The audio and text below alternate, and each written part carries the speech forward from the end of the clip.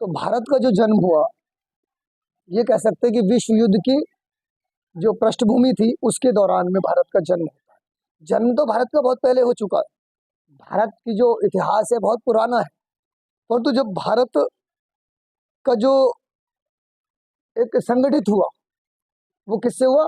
स्वतंत्रता आंदोलन से भारत संगठित हुआ, नहीं तो भारत संगठित नहीं था। हाँ, भारत अगर संगठित था तो हम कह सकते हैं कि सम्राट अशोक के समय में संगठित था, जो कि अफगानिस्तान तक फैला हुआ था, इराक तक फैला हुआ था। तब हम कह सकते हैं उसके दौरान, उसके बाद जितना भी आया, भारत धीरे धीरे धीरे धीरे खंड खंड में राज्य बनते चले गए। और आजादी के समय में बहुत सारे राज्य थे, देसी रियासतें थी, और सभी रियासतें आपस में लड़ती थी, सभी के एक दूसरे के साथ कलेश था। हर राजा दूसरे राजा उन क्षेत्र के अंदर भी, उन राज्यों के अंदर भी, राज्य तो थे ही नहीं, देसी रियासतें थी, उन रियासतों में भी छोटे छोटे राजा थे, उनकी अपनी सल्तनतें, सबकी एक दूसरे से पॉलिटिक्स चलती रहती थी। अगर पॉलिटिक्स नहीं होती तो हम कब के विश्व शक्ति और महाशक्ति के रूप में हम अपने आप को विश्व में स्थापित कर लेते। तो एक राष्ट्र के रूप में जब बने तो हम, भारत का जन्म विश्व युद्ध की पृष्ठभूमि में हुआ था। जब राष्ट्र की हम बात करते हैं तो मैं आपको थोड़ा सा बता दूं बैकग्राउंड, राष्ट्र की उत्पत्ति और ये सब कैसे क्या हुआ। राष्ट्र बनता है लोगों की एक सोच से, एक सोच हो, एकता हो, यूनिटी हो, किसी भी मुद्दे को लेकर, किसी भी विषय को लेकर, कि भाई एक इस भूभाग के अंदर हम एक साथ रहना चाहते हैं। जब देश के लोगों ने ये तय कर लिया कि ये भूभाग हमारा होगा और इस क्षेत्र में हम रहेंगे और इस क्षेत्र के लोग हम भारतवासी कहलाएंगे, और हम इसके कानूनों का, इसके झंडे का, इस क्षेत्र का हम सम्मान करेंगे, तब एक राष्ट्र का जन्म होता है।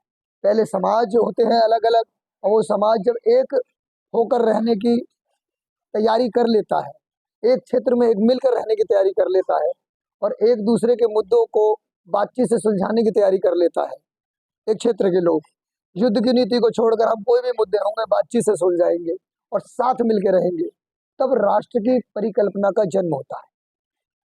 जब राष्ट्र की परिकल्पना का जन्म हो जाता है, उस राष्ट्र की परिकल्पना किससे आई?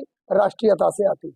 तो समाज क्या करता है? राष्ट्रीयता लाता है, और वो राष्ट्रीयता क्या लाती है? एक राष्ट्र को जन्म दे देती है। क्लियर? और जब एक राष्ट्र की जन्म कैसे हुआ? भारतीय आंदोलन से हुआ।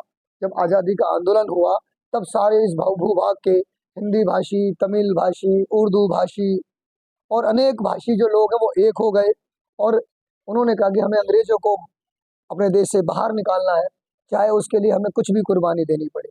तो एक सोच, एक विचार, एक राष्ट्र के रूप में भारत का एक गठजोड़ हो जाता है। भारत के लोग एक हो जाते हैं और एक होकर एक नए राष्ट्र का जन्म कर देते हैं, और जो आज हम भारत के रूप में जानते हैं, और सभी हम भारत के आज नागरिक हैं, और इस महान देश के हम नागरिक कहलाते हैं। ऐसे में भारत ने अपनी विदेश नीति में अन्य सभी देशों की संप्रभुता का सम्मान करने और शांति कायम करके अपनी सुरक्षा सुनिश्चित करने का लक्ष्य सामने रखा। जब तक हमारे पड़ोसी के साथ अच्छे संबंध ना हो तब तक हम सुरक्षित नहीं। सबसे पहला कर्तव्य है, जैसे ही आपका घर बनता है तो आप पहले जब मकान भी लेने जाते हो, मान लो कहीं भी, तो पहले देखते हो कि भाई पास पड़ोस ठीक है, क्षेत्र ठीक है, आस में गांव किसका है, कौन से लोग रहते हैं, किस प्रकार के लोग रहते हैं, यही हम लोग जानकारी लेते हैं। जब लोगों की जानकारी हो जाती है तो फिर कहते हैं कि चलो यहाँ जमीन ली जा सकती है, प्लॉट बनाया जा सकता है। उसी प्रकार से राष्ट्र का जन्म होता है तो उसके पड़ोसी भी उसे बाय डिफॉल्ट मिलते हैं। पड़ोसी आप नहीं बनाते, पड़ोस आपको मिलता है। हमारा जन्म, हमारे को भूटान मिला, नेपाल मिला, श्रीलंका मिला, चाइना हमारा था, पड़ोस में ही था। तो हमारी क्या नीति थी? पहले, सबसे पहले हम अपने पड़ोस को अच्छा करें, पड़ोसियों से हमारे संबंध अच्छे हों, और जितने अच्छे संबंध होंगे उतने अच्छे तरीके से और शांति से हम रह सकते हैं, और हम अपने देश के विकास पर ध्यान दे सकते हैं।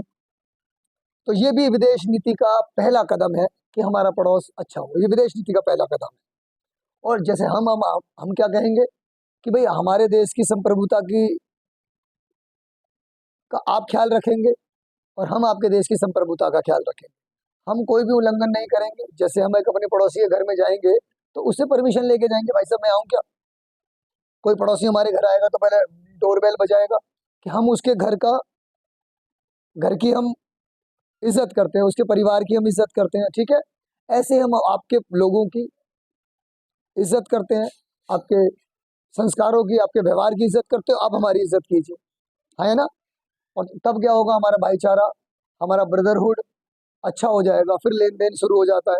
अरे आपके यहाँ क्या बना है? कि हमारे यहाँ तो ये बना है। अच्छा कैसे बनाते हो?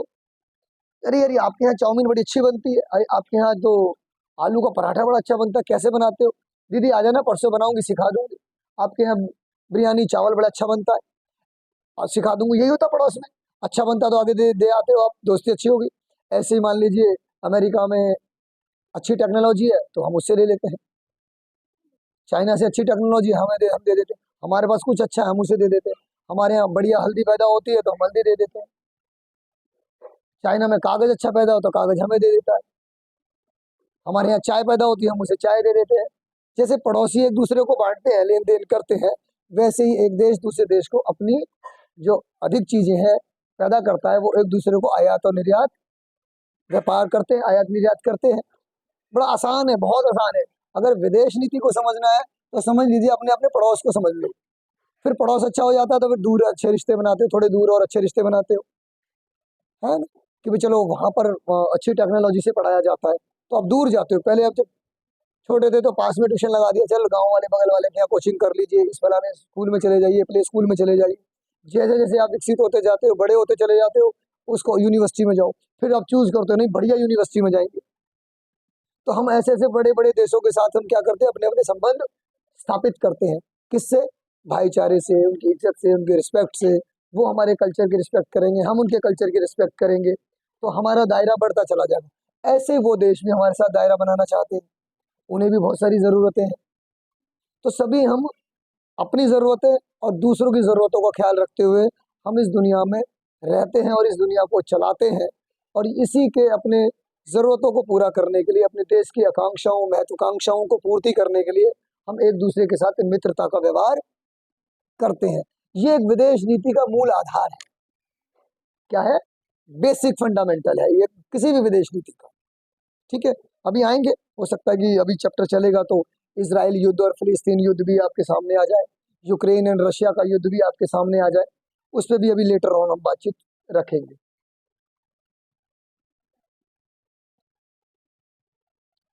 संयुक्त राज्य अमेरिका और उसके समर्थक देशों पर प्रभाव तो में रहा, तो दूसरा खेमा सोवियत संघ के प्रभाव में रहा। जब आपने ये सब पढ़ चुके हो, अमेरिका का अपना एक गुट था, रशिया का अपना गुट था सोवियत संघ का, और छोटे जो देश थे उधर यूरोप में अमेरिका के प्रभाव में रहे, और इधर जो है किसके प्रभाव में रहे? रशिया के प्रभाव में रहे।